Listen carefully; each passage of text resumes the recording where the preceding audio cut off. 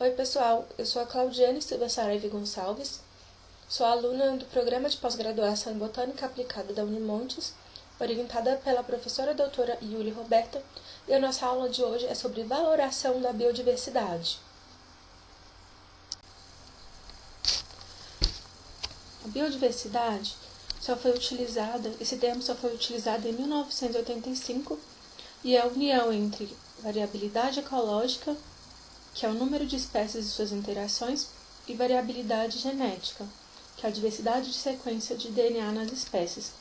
A biodiversidade se divide em 3 categorias principais: diversidade de espécie, que é a gama de organismos; diversidade genética, que é a vitalidade reprodutiva, resistência a doenças e habilidade de se adaptar. Já a diversidade de ecossistemas é onde vivem as espécies. Hoje se conhece cerca de 1,7 milhões de espécies. Estima-se que seja entre 10 a 100 milhões de espécies. Os maiores grupos são os das plantas, com 220 mil espécies, e dos insetos, com 750 mil espécies. Só que a humanidade utiliza de forma desenfreada os recursos naturais e acaba se esquecendo que esses recursos são finitos e causam diversos impactos ao meio ambiente. No Brasil, por exemplo, os principais impactos são de origem do desmatamento, do assoreamento de rios e queimada das matas. A biodiversidade constitui a base dos bens ambientais e serviços ecossistêmicos que são essenciais à sobrevivência e ao bem-estar da humanidade. Serviços ecossistêmicos são os benefícios diretos e indiretos obtidos pelo homem a partir dos ecossistemas. A economia ambiental estuda todo o patrimônio ambiental fornecido pelos recursos naturais. É um conjunto de métodos que visam um aproveitamento mais consciente dos recursos naturais que estão disponíveis no planeta. A partir desses métodos, é possível estimar o valor da diversidade biológica e, com isso, apresentar fortes argumentos para sua proteção. A degradação ambiental ocorre por razões econômicas. Florestas são desmatadas e as madeiras são vendidas. Animais são caçados para consumo próprio, ou para venda, ou por esporte. As causas dos danos ambientais, são frequentemente de natureza econômica, e a sua solução também deve conter princípios econômicos. A compreensão de alguns princípios econômicos básicos auxilia para esclarecer o porquê as pessoas tratam o ambiente de uma forma tão destrutiva. O grande desafio que os biólogos da conservação possuem é assegurar que todos os custos e benefícios da transação sejam levados em conta. Só que empresas e pessoas envolvidas na produção que resultam em danos ecológicos geralmente não arcam com todos os custos de suas atividades. Uma das propostas da economia ambiental é minimizar o impacto causado no meio ambiente e nos ecossistemas. E através da análise de custo-benefício, é possível se ter uma análise mais detalhada dos efeitos que a exploração ambiental pode causar ao ambiente. A análise de custo-benefício é os custos ambientais de grandes projetos que são calculados em forma de avaliação do impacto ambiental, levando em conta os efeitos presentes e futuros que estes projetos possam ter no meio ambiente.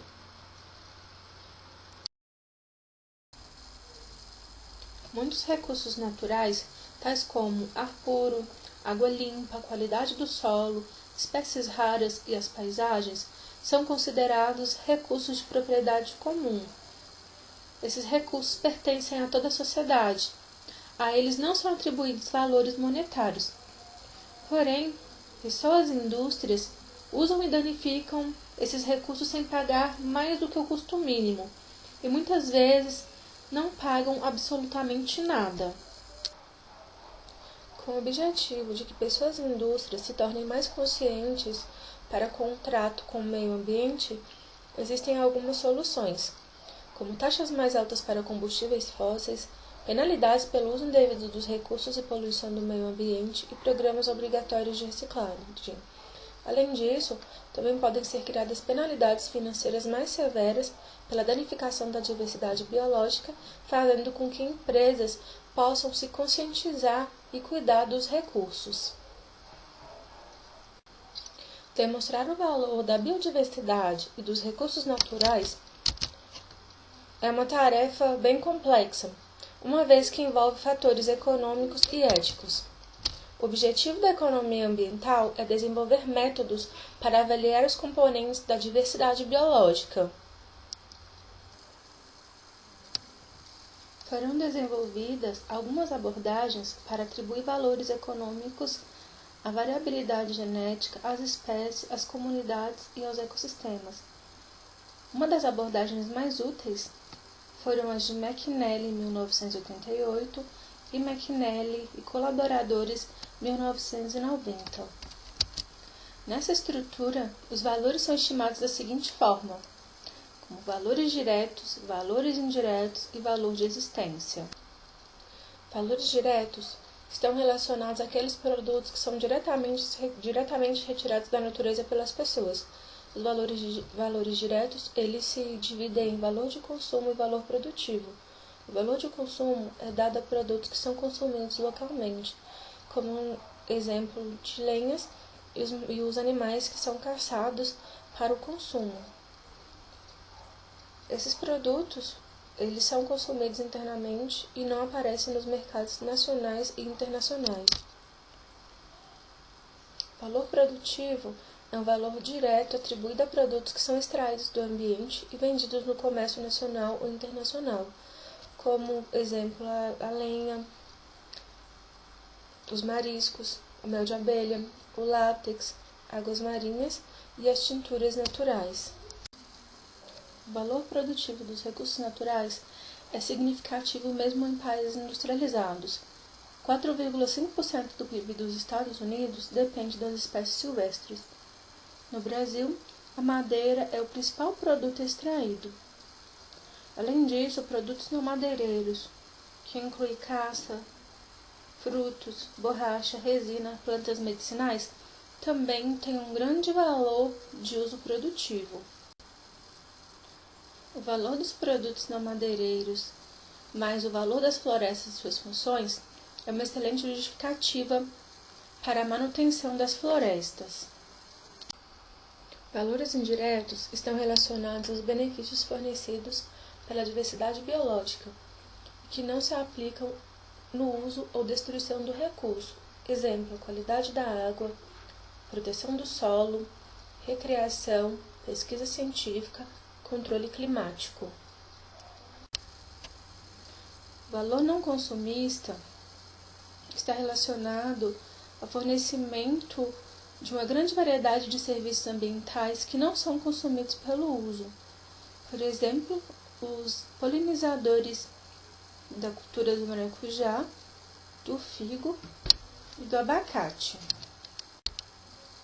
O valor desses polinizadores poderia ser estimado através do cálculo sobre o quanto a plantação tem seu valor aumentado ou sobre quanto o agricultor teria que pagar se tivesse que alugar colmeias de algum apicultor.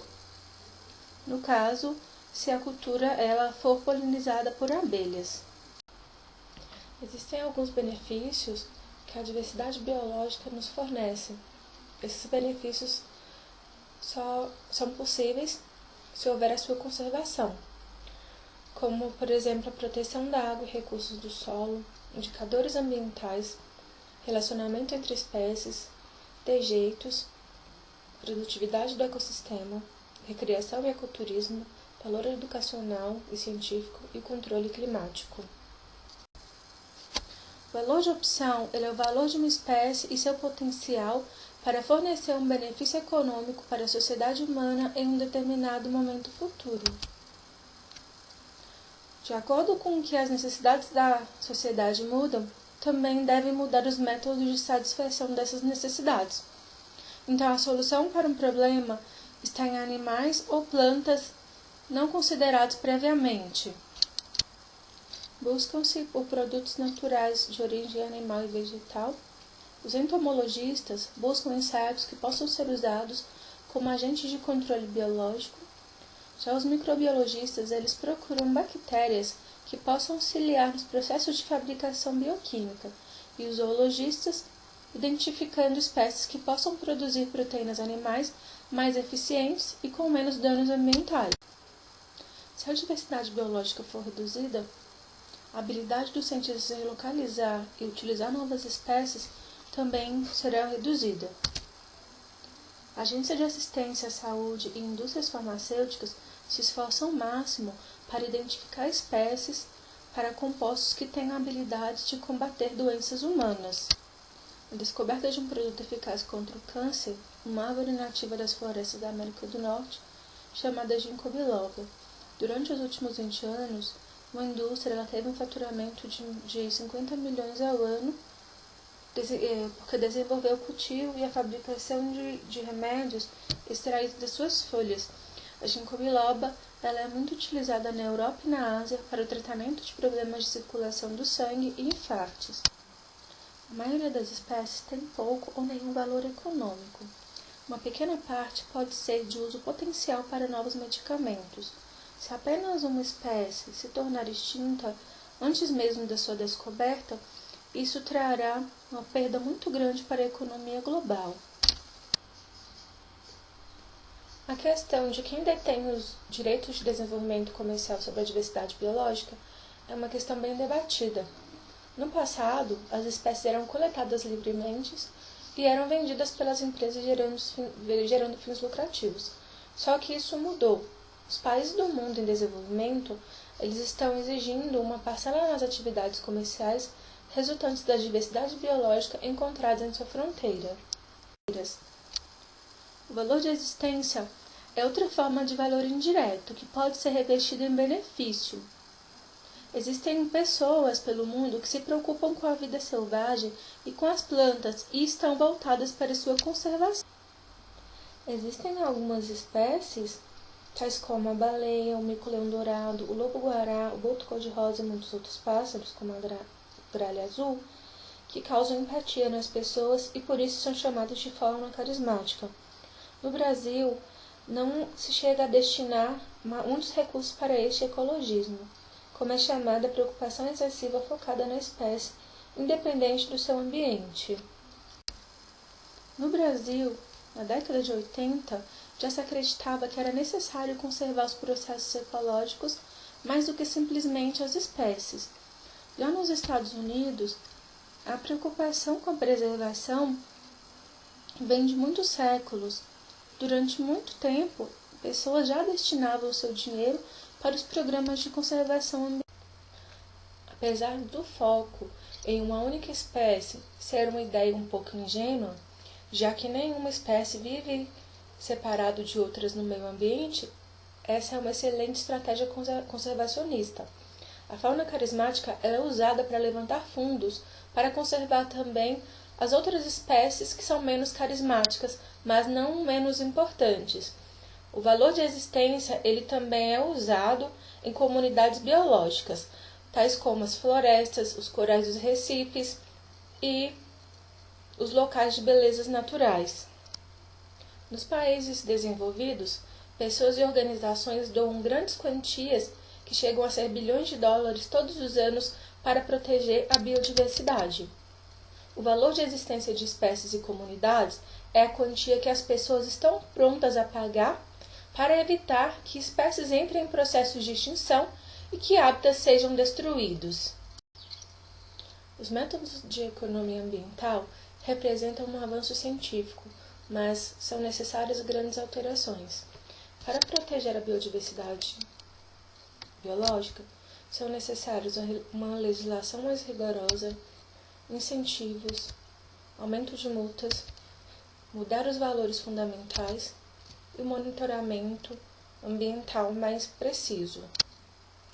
Os argumentos econômicos eles são utilizados para justificar a proteção da diversidade biológica, mas os argumentos éticos eles são os mais fortes para fazer isso, uma vez que engloba os sistemas de valores de muitas religiões, filosofias e culturas. Os argumentos éticos eles apelam para instintos mais nobres das pessoas e são baseados em verdades amplamente aceitas. Vários argumentos éticos podem ser apresentados para a preservação de todas as espécies, independente do seu valor econômico. São eles: todas as espécies têm o direito de existir, todas as espécies são interdependentes, a sociedade tem a responsabilidade de proteger a Terra, a diversidade biológica é necessária para determinar a origem da vida.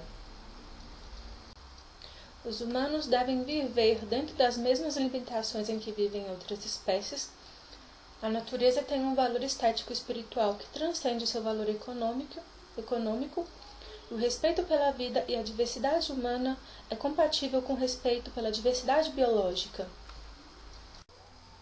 Em todo o mundo, organizações ativistas ambientais estão comprometidas em usar seu conhecimento sobre as questões ambientais com a intenção de proteger as espécies e os ecossistemas.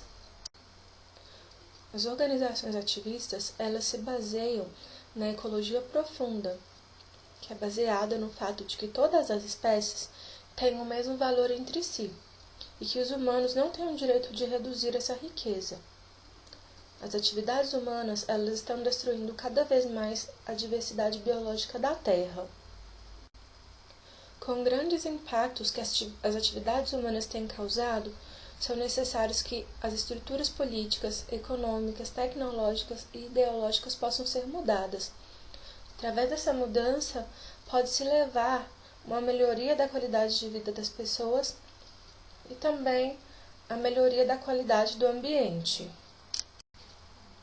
A filosofia da ecologia profunda, ela inclui a obrigação de se trabalhar para que mudanças ocorram através do ativismo político e do comprometimento com as mudanças de estilo de vida de cada um.